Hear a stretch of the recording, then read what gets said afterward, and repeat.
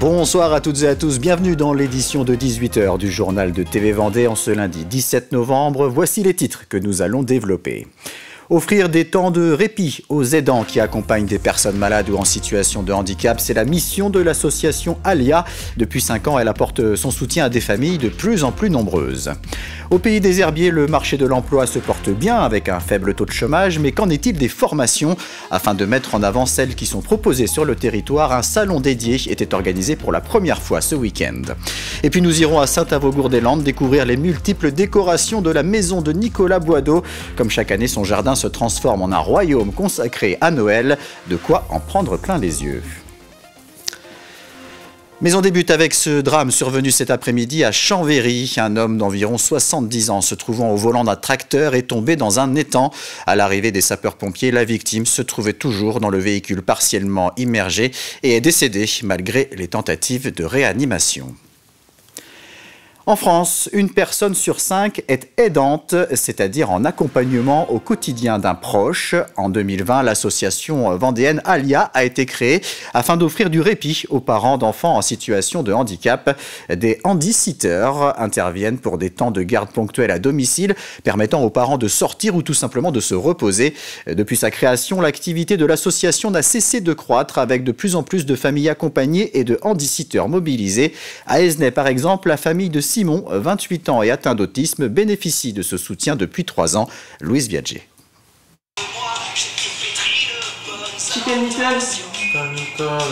Quand Simon et Marion se retrouvent, ils ont déjà leur routine préférée. Devinez les trucs de Disney. Il connaît beaucoup de chansons et donc il aime bien de temps en temps se tester avec des petits quiz. Marion vient ici depuis 3 ans pour garder ponctuellement Simon qui est autiste et épileptique. Elle intervient pour offrir du répit aux parents de Simon. J'aime autant accompagner les jeunes que de soulager les familles en fait en me disant que je leur permets vraiment d'avoir un moment de répit pour eux. Je pense que c'est un bel équilibre que j'ai trouvé là. Depuis cette année, l'association Alia Vendée propose le 24 heures répit à domicile, une formule pour aller plus loin dans l'accompagnement des familles. Ça nous permet d'avoir une vie normale. Là, on est parti en vacances 1 semaine à l'étranger, on est parti comme n'importe qui, quoi. En se disant, bah voilà, on est en vacances, on profite du soleil, on profite de nos vacances, on prend un livre, on n'a pas à se soucier, on n'a pas à regarder, on n'a pas à vérifier l'heure des médicaments. Vérifier si il n'est pas en difficulté, parce que c'est une surveillance permanente comme un enfant, un petit enfant. Sauf que ça fait 28 ans que ça dure, donc au bout d'un moment, les parents aidants s'épuisent et on a besoin de ça aussi pour rebondir un peu, quoi. C'est pas vrai? Tu lui dis ça? C'est sûr qu'il n'a pas dit ça. Il faut s'accorder du temps. En tant que parent, il faut s'accorder du temps pour tenir, je pense. C'est un gros sujet en ce moment d'actualité, mais c'est vrai. Et on est tous, je pense qu'autant que parents, on a des moments où on est à fond et il y a des moments où on est au fond du trou. Et il faut vraiment essayer de trouver des moments où il faut lâcher, quoi, parce qu'autrement, c'est pas possible, quoi.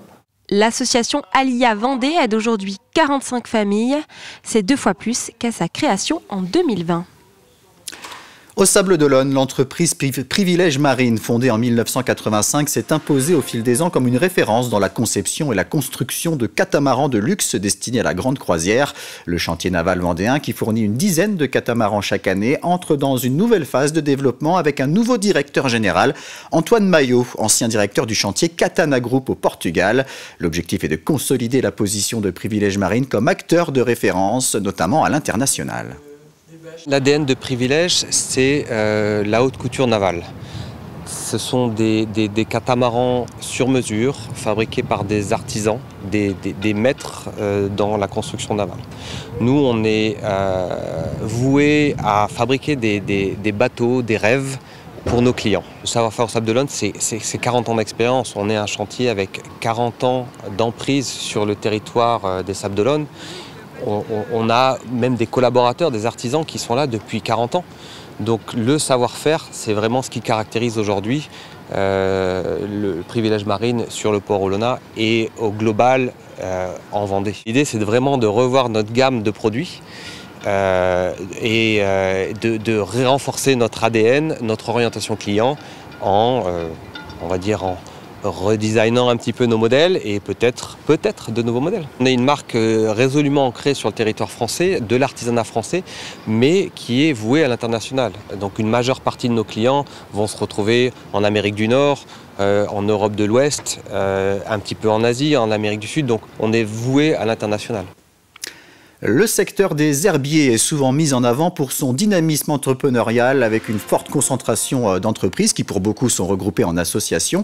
Mais avant d'intégrer le monde du travail, les jeunes herbretais et vendéens peuvent compter sur une offre de formation riche et variée sur ce territoire. Des formations mises à l'honneur samedi dernier lors du premier salon intitulé Les Herbiers Formations, un événement co-organisé par 4 établissements, la MFR Iréo, le campus privé Jean 23, la MFR La Louisière ainsi que le lycée public Jean Monnet. L'offre de formation n'a que peu de sens si elle ne répond pas aux besoins de son territoire. Donc en termes d'identification et d'accompagnement, il ne faut pas oublier que la totalité de nos formations sont également ouvertes à l'apprentissage. Donc c'est une co-formation que nous assurons pour ces apprenants-là avec le monde de l'entreprise. Donc c'est un besoin aussi pour assurer la pérennité de ce dynamisme économique à moyen et long terme. Donc les entreprises ont bien compris qu'il fallait investir sur la jeunesse très en amont de leur recrutement. Donc ils ne sont pas là pour faire du recrutement sauvage, mais au contraire pour montrer que quand ce sera le moment, ils seront présents. Aucune formation n'est concurrentielle sur notre terrain, ce qui facilite effectivement le dialogue entre ce public et privé qui traditionnellement véhicule une image de scission et de conflit, ce qui n'est pas du tout le cas. On est extrêmement complémentaires et tout ce que nous voyons, c'est l'intérêt des jeunes qui nous sont confiés. Ils ont tous le même âge et surtout les besoins de notre territoire, puisque on se rend compte qu'ils ont absolument tout ce qu'il faut pour être formés sur leur territoire, s'y insérer socialement, économiquement et donc assurer la pérennité de ces territoires très dynamiques et très particuliers. Ce week-end avait lieu le 7e tour de la Coupe de France de football. 5 équipes vendéennes étaient en lice et parmi elles, celle d'Esnay. Le club Agésinade qui évolue en Régional 1 affrontait samedi les professionnels de Troyes, leaders de Ligue 2, soit 4 divisions au-dessus, devant plus de 3000 spectateurs. Après avoir résisté pendant presque une mi-temps entière, les Vendéens ont fini par craquer et se sont finalement inclinés sur le score de 3-0. Pour en découvrir plus sur les coulisses de cette rencontre, rendez-vous dans 85 chronos présentés par Paul Desvatines. Et à noter les qualifications pour le 8e tour des herbiers de Fontenay et des Sables d'Olonne. Chaland a été éliminé par Pontivy. La place du mental dans la performance sportive, c'était le thème d'une conférence organisée la semaine dernière à La Roche-sur-Yon. Comment aborder les compétitions, comment gérer la pression au quotidien, des questions auxquelles ont tenté de répondre plusieurs personnalités conviées pour l'occasion. Mélissa Ozouf, championne du monde de boxe taille, l'athlète Romain Mornay, champion de France sur 1500 et 3000 mètres, Jason Buhaillon, capitaine de l'équipe du Vendée Foot Club La Roche-sur-Yon, ou encore Marc Madiot, ancien coureur cycliste et actuel manager de l'équipe professionnelle Groupama FDJ.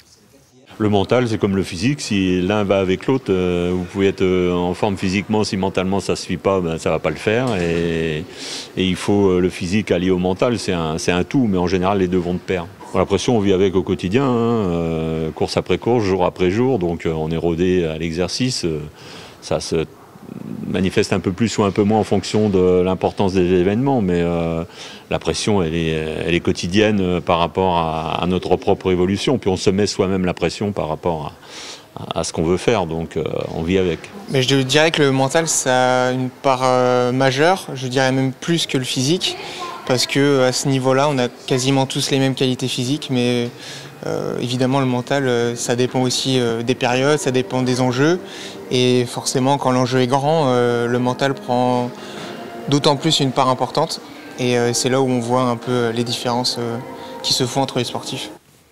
C'est devenu une tradition depuis 2017 et elle ne passe pas inaperçue. Chaque année à cette période, la maison de Nicolas Boideau, située à Sainte-Radégonde-des-Noyers, se transforme à Saint-Avogour-des-Landes, se transforme en un véritable royaume de Noël.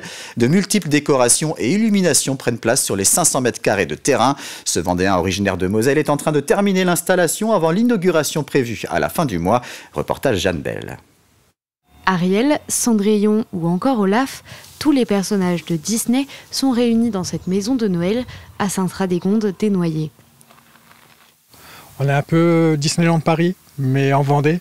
Avec mon mari Julien, on fait tous les ans la maison du Père Noël, où on représente Noël, Disney. Notre but, c'est de mettre de la magie, des étoiles dans les yeux des enfants, des plus grands également. C'est un plaisir personnel, parce qu'on vient de l'Est de la France, donc chez nous, c'était une tradition.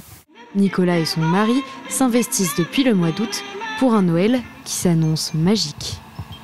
Mon préféré, c'est le pain d'épices. Voilà, c'est mon personnage préféré. Ça représente la gourmandise, le biscuit. En plus, nous, on est de l'Est, donc tout ce qui est biscuit Noël, c'est une tradition. On avait déjà fait avant dans nos anciennes régions. C'était un petit peu de luminaire. Et en fait, arrivé ici, et une dame qui venait tous les jours au portail regarder les décorations. Et un jour, je suis allé la voir et il y a une chose qu'elle m'a dit, c'est qu'en fait, on était son rayon de soleil au mois de décembre. Et à partir de ce moment-là, on s'est dit, allez, on ouvre, on fait visiter. Et en fait, Noël, c'est comme un jeu. Une fois que vous commencez, on ne s'arrête plus. Avec près de 300 peluches, une cinquantaine de poupées ou encore une vingtaine de sapins, il faut du stockage pour les décorations.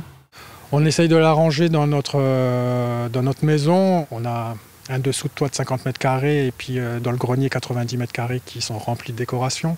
À l'arrière de terrain, on a une ancienne véranda qui a été reconvertie en stockage également et une caravane où on range tout en sécurité à l'abri du vent et de la pluie, quoi. Chaque année, ils ouvrent leur maison pour les curieux. L'an passé, 350 personnes s'étaient rendues à l'inauguration. La maison est toujours en préparation. Elle accueillera les visiteurs à partir du 29 novembre. Et la maison se situe bien à Sainte-Radegonde-des-Noyers. C'est la fin de cette édition. Prochain rendez-vous avec l'actualité vendéenne dès demain matin à 7h dans la matinale présentée par Simon Philippot. Très bonne soirée sur TV Vendée.